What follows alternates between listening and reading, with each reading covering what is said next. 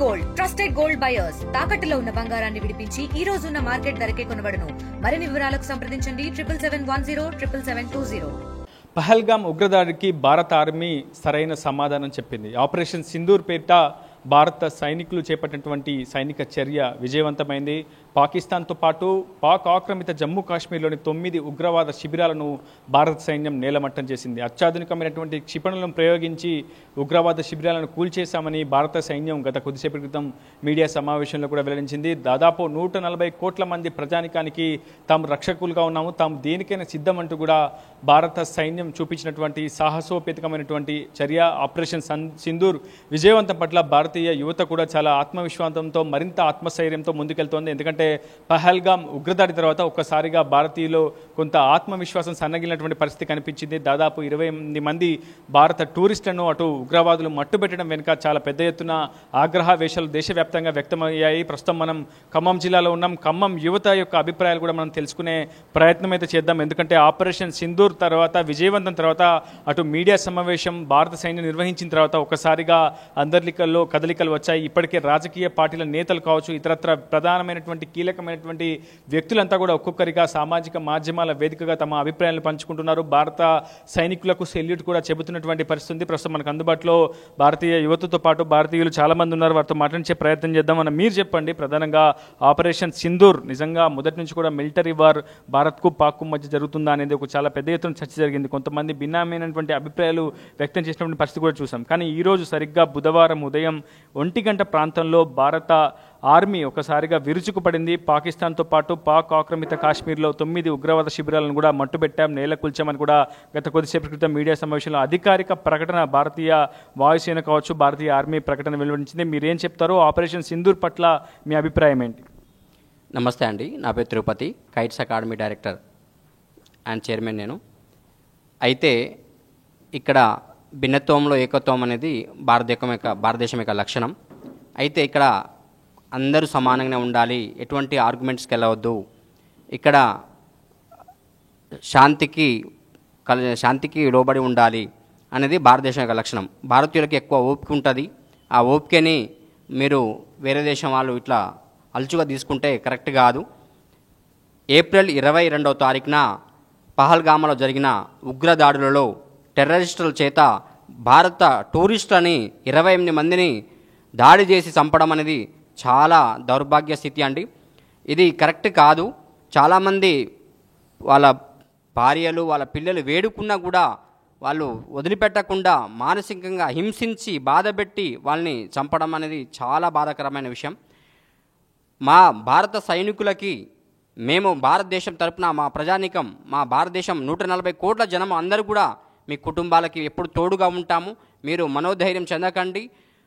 140 కోట్లు ఇవాళ శాంతిగా ప్రశాంతంగా ఉంటున్నారంటే భారతీయులందరూ మా సైనికులు ఎప్పుడు బార్డర్లో మాకు రక్షిస్తున్నారు కాబట్టి, మీ ప్రాణాలు అర్పించారు కాబట్టి ఇవాళ మీ కుటుంబాలకి ఇంత ఇబ్బంది జరిగినప్పుడు మేము ఇక్కడ ఖాళీగా లేము. మీరు టెర్రరిస్టులని ఇలా పోషించి జనాల మీద ఇబ్బంది పెట్టి ఇలా అక్కడ వెళ్తున్న టూరిస్టుల మీద దౌర్భాగ్య స్థితిలో చేస్తుంటే మేము 140 కోట్ల జనాభా కూడా మేము కూడా మా వేళ వచ్చేస్తాము. చాలా వరకు ఓపిక పట్టారు భారతదేశం వాళ్ళు. మీరు ఏకంగా ప్రభుత్వాన్ని కూడా దృష్టిలో పెట్టి ప్రభుత్వాన్ని కూడా ఇబ్బంది పెట్టే ఆలోచన ఉన్నారు. ఇక ప్రభుత్వానికి సంబంధించిన విషయం కాదు ఇది.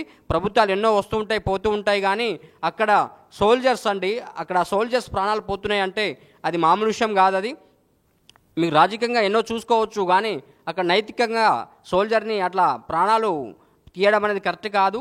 మరి అడిగి మరి ఇబ్బంది పెట్టి మరి వాళ్ళని వదలకుండా మరి ప్రాణాలు తీయడం అనేది చాలా చెలగాటంతో పని. గతంలో మనం చూసాం, పుల్వామా దాడి చూసాం, బాలాకోట్ దాడి చూసాం, 26/11 ముంబై దాడులు చూసాం, గోకుల్ చాట్ చూసాం, దిల్సుఖ్ నగర్ బాంబు పేలులు చూసాం. ఇలా వరుసగా భారత్లోని ఏదో ఒక ప్రాంతాన్ని ఉగ్రవాదులు మొదటి నుంచి కూడా టార్గెట్గా మలుచుకున్నారు, లక్ష్యంగా మలుచుకున్నారు, ఉగ్రవాద దాడులకు పాల్పడ్డారు, బాంబులు కూడా పేల్చినటువంటి ఘటనలు ఉన్నాయి. చాలామంది సివిలియన్స్తో పాటు సైనికులు కూడా మృత్యువాత పడ్డ ఉదంతాలు గతంలో అనేకం చూసాం. ఇప్పటికీ పాకిస్తాన్ బుద్ధి కావచ్చు, పాకిస్తాన్లో ఉన్నటువంటి ఉగ్రవాద శిబిరాలను జరుగుతున్నటువంటి ఆ నేతల బుద్ధి కూడా ఇంకా మారలేదు. దీనికి శాశ్వత పరిష్కారం ఏం చేస్తే బాగుంటుందని మీరు అనుకుంటారు? ఇప్పుడు గతంలో మన హైదరాబాద్ కోనార్క్ థియేటర్ దగ్గర కావచ్చు, ముంబై తాజ్ హోటల్ దగ్గర కావచ్చు, ఇవన్నీ బాంబ్ బ్లాస్టింగ్ కూడా ఉగ్రవాదులు పాకిస్తాన్ వాళ్ళు టెర్రరిస్టులని ఎంకరేజ్ చేసి ఇలా జనాల్ని బాంబులు బ్లాస్టింగ్ పెట్టేసి భయాల్ని అంటే భయంగా ఇబ్బంది పెట్టడం అనేది కరెక్ట్ కాదు. నేను ఒకటే చెప్తున్నాను, మీరు ఇక నుంచి అయినా మారితే మంచిది. లేదా మీరు ఇలానే ఉంటాము, మాకు ఇక మేము ఇంతే ఉంటాము, మమ్మల్ని మీరు ఏం చేయలేరు అనుకుంటే ఇక మేము కూడా ఖాళీగా లేవండి.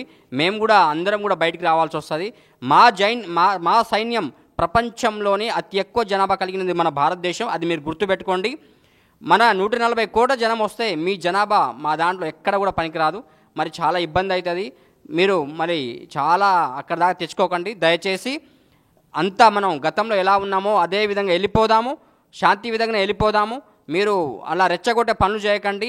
మీ మంత్రులకి, మీ ఎమ్మెల్యేలకి, అక్కడ ఉన్న మీ సలహాదారులకు కూడా కనీసం మైండ్ పనిచేస్తుందో లేదో నాకు అర్థం కావట్లేదు. కానీ అలా ప్రతిదానికి కూడా వాళ్ళు రివెంజ్ తీర్చుకుంటాము, భారతీయుల మీద ఎంతకైనా వస్తాము మేము, ఎంతకైనా తెగిస్తాము మేము, మాకు మీరు ఏమీ చేయలేరు అని చెప్పడం కరెక్ట్ కాదు. మీకు ఏదైనా వేరే దేశాలు సపోర్ట్ చేస్తున్నాయా మరి అవి కూడా చెప్పండి. మరి అక్కడ దాకా వస్తే మేము కూడా మరి ఆ వేరే దేశాలు ఏమేమి సపోర్ట్ చేస్తున్నాయో అక్కడ కూడా మేము కూడా వస్తాము. ఇది కరెక్ట్ కాదు. ఇప్పుడు ఒక చిన్నపాటి మన భారతదేశానికి పాకిస్తాన్కి మధ్య మనకి ఒక నది ప్రవహిస్తుంది. ఆ నది పేరే సింధు నది. సింధు నది మీద మన పాకిస్తాన్ వాళ్ళు 70% మంది నివసిస్తున్నారు. ఒక నది ఆపితేనే మీకు ఆర్థిక వ్యవస్థ ఎంత దెబ్బతింటుందో మీకు తెలుసు. మరి అట్లాంటి ఆర్థిక పరిస్థితిని దెబ్బతినే పరిస్థితి చేసుకోకండి. మీ వెనకాల తరం కూడా ఉంటుంది, వాళ్ళ భవిష్యత్తు కూడా ఆలోచించండి. ఏ పార్టీకి ఉగ్రవాదం, మీ మైండ్ సెట్ని మార్చండి. నేను చెప్తున్నాను, మీ మైండ్ సెట్ మార్చి సమాజంలో ఇంకా టెక్నికల్గా అభివృద్ధి చెందని తప్ప ఇది ఉగ్రవాదులకు కొట్టుకోవడం, పేల్చుకోవడం, కాల్చుకోవడం కాదండి. ఓకే, ఇక్కడ ఏంటంటే ప్రతిదీ కూడా మనకి సొల్యూషన్ ఉంది. ఆ సొల్యూషన్ పరంగా వెళ్దాం.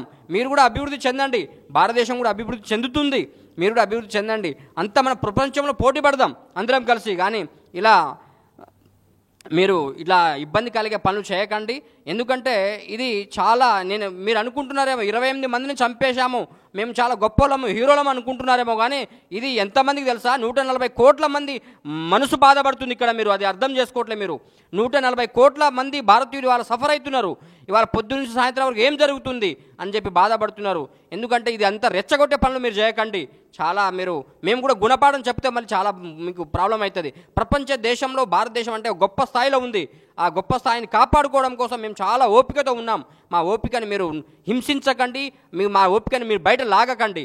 భారతదేశం అంటే అందరితో కలిసిమెలిసి ఉండే దేశం అనేది మీకు అందరికీ తెలుసు. కాబట్టి భారతీయులు అంటే ఇవాళ మా భారతదేశంలో అన్ని మతాల వాళ్ళు ఉన్నారు. ఏ దేశంలో ఉన్నారండి అన్ని మతాల వాళ్ళు? మరి ఇవాళ మేము ఎంత ఫ్రెండ్లీగా ఉంటాము మా దేశంలో మేము. అది మీకు అర్థం కావట్లేదా మీకు? అది మీకు అర్థం చేసుకొని మీరు ఇప్పటికైనా మీరు వెనక అడుగు వేస్తే మంచిది. లేకపోతే ఇప్పుడు ఆపరేషన్ స్టార్ట్ చేశాము, ఇది షాంపిల్ మాత్రమే. నేను మీకు రుజువు చేస్తున్నా, సవాల్ చేస్తున్నా మీకు. ఇది షాంపిల్ మాత్రమే, ఇది జస్ట్ 1%. ఇంకా మళ్ళీ మీరు ఇంతటితో ఆగిపోతే మంచిది. లేకపోతే మా యువత కూడా కదులుతుంది. ఇక ఆర్మీ సైన్యానికి మా యువత సపోర్ట్ అయితే ఇక పటపంచలయ్యే అవకాశాలు ఉంటాయి. జాగ్రత్త, ఖబర్దార్ అని చెప్తున్నాను. టెర్రరిస్టులకి, మీ దేశాలకి టెర్రరిస్టులకి పెంచే వ్యక్తులకు కూడా నేను సవాల్ ఇస్తున్నాను, జాగ్రత్త అని చెప్తున్నాను. Thank you. మీకు తెలుసు కదా, పహల్గామ్ దాడి తర్వాత పరిస్థితులు చాలా తీవ్రంగా మారిపోతున్నాయి. అంటే భారత్కు పాక్కు మధ్య చాలా ఇబ్బందికరమైన పరిస్థితులు నెలకొన్నాయి. సో మీరేం చెప్తారు? మీరు ఉగ్రవాద దాడులను కళ్ళారా చూశారు, టీవీలో కూడా ప్రజెంట్ అయిన విజువల్స్ అన్ని చూశారు. 28 మంది ప్రాణాలు కోల్పోయారు. ఈరోజు ఆపరేషన్ సింధూర్ పేరిట భారత సైనికులు కూడా మరో వార్ని మొదలుపెట్టారు, మిలిటరీ ఆపరేషన్స్ కూడా మొదలుపెట్టారు. మీకు ఏమనిపిస్తుంది? మీరు భారతీయ మహిళగా మీ అభిప్రాయం? నా పేరు సుకన్య, కైట్స్ కోచింగ్ తీసుకుంటున్నాను. శాంతి భద్రతగా ఉంటే బెటర్ అనుకుంటున్నాను. లేకపోతే మేము కూడా యుద్ధం చేయాల్సి వస్తుంది. మీరేమనుకుంటున్నారు? పహల్గామ్ దాని తర్వాత మీ అభిప్రాయాలు ఏంటి ఈరోజు జరిగినటువంటి ఆపరేషన్ సింధూర్ గురించి? ఐఎమ్ రాజేశ్వరి అండి, కైట్స్ అకాడమీలో కోచింగ్ తీసుకుంటున్నాను. ఆ పహల్గామ్ అనేది 28 మెంబర్స్ చనిపోవడం అనేది మనకి చాలా బాధాకరం. ఇది ఫస్ట్ టైం అనేం కాదు, చాలాసార్లు పాకిస్తాన్ వాళ్ళు మన మీద దాడి చేశారు. సో ఇది ఇంకొకసారి రిపీట్ అవ్వకుండా ఉండాలంటే we have to take revenge తీసుకోవాలి. ఆపరేషన్ సింధు అనేది అది సక్సెస్ అవ్వడం చాలా హ్యాపీగా ఉంది. Thank you. మీరేం చెప్తారు బ్రదర్? మీరు ఈ ఆపరేషన్ సింధూర్ విజయవంతం కావడం పట్ల మీ అభిప్రాయం? బ్రదర్, నా పేరు సాయి కుమార్ అండి. ఇది పహల్గామ్ గురించి మనం చాలా వరకు చూసాం, ఇప్పుడు వింటూ వస్తున్నాం. ఈ 28 మంది చనిపోవడం అనేది, అమాయకమైన ప్రజలు చనిపోవడం చాలా బాధాకరమైన విషయం.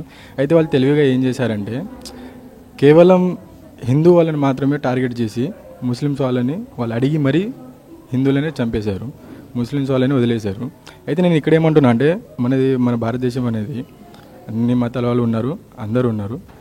మనం దీన్ని తెలివిగా ఆలోచించి మన వాళ్ళు కొంచెం తెలివిగా ఆలోచించి అయితే ఇది కేవలం మతపరంగా చేసింది కాదు, మన అందరం కలిసిమెలిసి ఉన్నాం కాబట్టి దీన్ని కొంచెం తెలివిగా ఆలోచించి ఇది మతపరంగా చేసింది అయితే కాదు అని మన ప్రధాని మోడీ ఆలోచించి కొంచెం వాళ్ళ మీద ఎట్లా రియాక్ట్ అవ్వాలనేది కొంచెం తెలివిగా ఆలోచించి ఉగ్రవాదులు కేవలం ఇప్పుడు కాశ్మీర్లో ఉన్న ముస్లిమ్స్ వాళ్ళు కూడా కొంచెం బెటరే, వాళ్ళు కూడా మన హిందూస్ని దగ్గర చేసుకొని కొంచెం అంటే నేను అందరి ముస్లిమ్స్ వాళ్ళు చెడు అని నేను అనట్లేదు, కొంచెం బెటర్ ఉన్నారు. అట్లనే పాకిస్తాన్లో కూడా చాలామంది వరకు బెటర్ ఉంటారు, కొంతమంది కొంచెం కిరాతంగా ఆలోచించే వాళ్ళు ఉంటారు.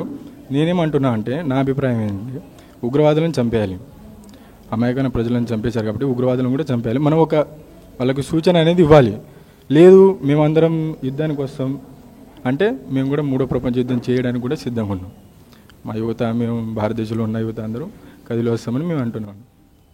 ఓకే, ప్రస్తుతం భారతీయ యువతలో ఒక ఆవేశం అయితే కనిపిస్తుంది. స్పష్టమైనటువంటి సంకేతాలు ఇస్తే ఖచ్చితంగా తాము కూడా పాక్తో యుద్ధానికి సిద్ధమని చెప్తున్నారు. మరికొంతమందితో మాట్లాడించే ప్రయత్నం చేద్దాం. మీరు ఎట్లా చూస్తారు ప్రస్తుతం జరిగినటువంటి ఆపరేషన్ సింధూర్ విజయవంతంగా? అందరికీ నమస్కారం. ఆపరేషన్ సింధు కార్యక్రమం ద్వారా 9 ఉగ్ర స్థావరాలను కూల్చివేయడం ఎంతో శుభప్రదం, చాలా సంతోషకరం కూడా.